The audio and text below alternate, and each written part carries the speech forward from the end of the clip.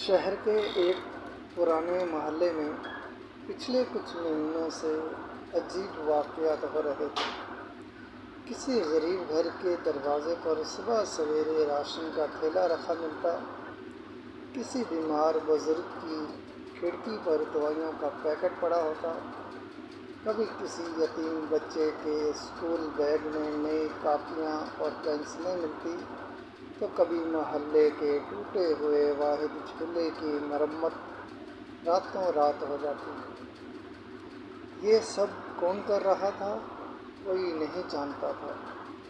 شروع میں تو لوگوں نے اسے اتفاق سمجھا، پھر کسی نے کہا کہ شاید کوئی فرشتہ ہے یا کوئی ولی اللہ۔ محلے کی چوپال پر روز شام کو یہی باتیں ہوتی۔ ہر کوئی اس اندیکھے محسن کے بارے میں جاننا چاہتا تھا۔ کچھ نوجوانوں نے تو پہرا دینے کی بھی کوشش کی، مگر وہ پراسرار مددگار ہمیشہ ان کی نظروں سے اوجھل رہا۔ اس محلے میں ایک خاموش طبع بزرگ خاتون زینب بی بی بھی رہتی تھی۔ وہ بیوہ تھی اور ان کے بچے بیرون ملک مقیم تھے۔ وہ زیادہ تر اپنے گھر میں ہی رہتی اور بہت کم لوگوں سے ملتی تھی۔ کسی کے وہم و گمان میں بھی نہیں تھا کہ یہ خاموش مہربانیاں انہی کی تھیں۔ زینب بی بی رات کے آخری پہر یا فجر کی اذان سے پہلے، جب سارا محلہ سو رہا ہوتا، چپکے سے نکلتی اور اپنے مرحوم شوہر کی پنشن اور بچوں کے بھیجے ہوئے پیسوں میں سے کچھ رقم بچا کر رکھتی تھی اور محلے والوں کی ضروریات کا خاموشی سے جائزہ لیتی رہتی۔ انہیں کسی سے تعریف یا شکریہ کی طلب نہیں تھی، بس لوگوں کے چہروں پر آنے والی خوشی اور سکون دیکھ کر ان کا دل بھی خوشی سے بھر جاتا تھا۔ رفتہ رفتہ ان خاموش مہربانیوں کا اثر پورے محلے پر ہونے لگا۔ جس پراسرار طریقے سے مدد پہنچ رہی تھی، اس نے لوگوں کے دلوں میں بھی ایک دوسرے کے لیے نرمی پیدا کر دی۔ اب لوگ صرف اس بات پر حیران نہیں ہوتے تھے کہ مدد کون کر رہا ہے، بلکہ وہ خود بھی ایک دوسرے کی مدد کرنے لگے تھے۔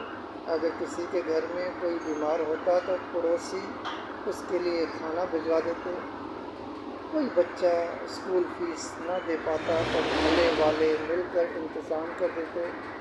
ایک دوسرے پر شک کرنے یا غیبت کرنے کے بجائے لوگ ایک دوسرے کے دکھ درد میں شریک ہونے لگے۔ وہ اندیکھا محسن اب اکیلا نہیں تھا، پورا محلہ ہی ایک دوسرے کا محسن بنتا چلا جا رہا تھا۔ زینب بی بی یہ سب دیکھ کر مسکراتی۔ ان کا مقصد پورا ہو رہا تھا۔ انہیں کبھی کسی نے رنگے ہاتھوں نہیں پکڑا اور نہ ہی انہوں نے کبھی اپنا راز افشا کیا، لیکن ان کی شروع کی ہوئی نیکی کی زنجیر نے پورے محلے کا ایک مثالی محلے میں بدل دیا، جہاں لوگ ایک دوسرے کا کیا خیال رکھتے اور محبت بھائی چارے سے رہتے تھے۔ کہانی کا آخرکار سبق یہی ہے کہ نیکی اور بھلائی کے لیے پہچان یا ناموری ضروری نہیں۔ ایک چھوٹا سا اچھا قدم اگر خلوص نیت سے اٹھایا جائے تو وہ پورے معاشرے میں مثبت تبدیلیوں کا بیج بو سکتا ہے۔